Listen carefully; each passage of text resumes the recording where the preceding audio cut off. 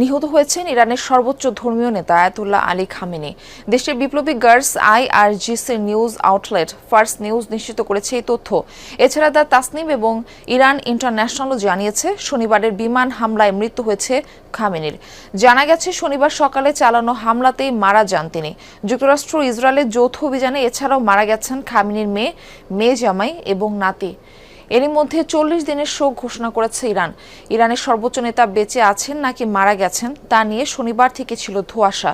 মার্কিন president Donald Trump সহ Israel শনিবার থেকেই খামেনির মৃত্যুর খবর জানালেও বেশ কয়েকজন শীর্ষ কর্মকর্তার বরাতে আরবের গণমাধ্যমগুলো বলছিল বেঁচে আছেন ইরানের সর্বোচ্চ নেতা।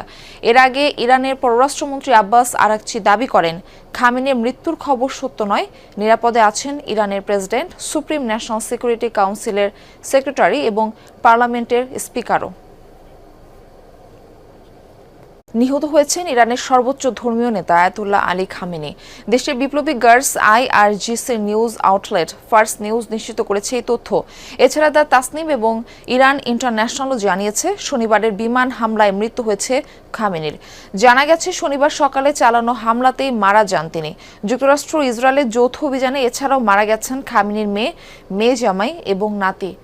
এরই মধ্যে 40 দিনের শোক ঘোষণা করেছে ইরান। ইরানের সর্বোচ্চ নেতা বেঁচে আছেন নাকি মারা গেছেন তা নিয়ে শনিবার থেকে ছিল ধোঁয়াশা। মার্কিন প্রেসিডেন্ট ডোনাল্ড ট্রাম্প সহ ইসরায়েল শনিবার থেকেই খামেনির মৃত্যুর খবর জানালেও বেশ কয়েকজন শীর্ষ কর্মকর্তার বরাতে আরবের গণমাধ্যমগুলো বলছিল বেঁচে আছেন ইরানের সর্বোচ্চ নেতা। এর আগে ইরানের পররাষ্ট্রমন্ত্রী আব্বাস আরাকচি দাবি করেন খামেনির মৃত্যুর খবর সত্য নয়, নিরাপদে আছেন ইরানের প্রেসিডেন্ট, সুপ্রিম ন্যাশনাল সিকিউরিটি কাউন্সিলের সেক্রেটারি এবং পার্লামেন্টের স্পিকারও।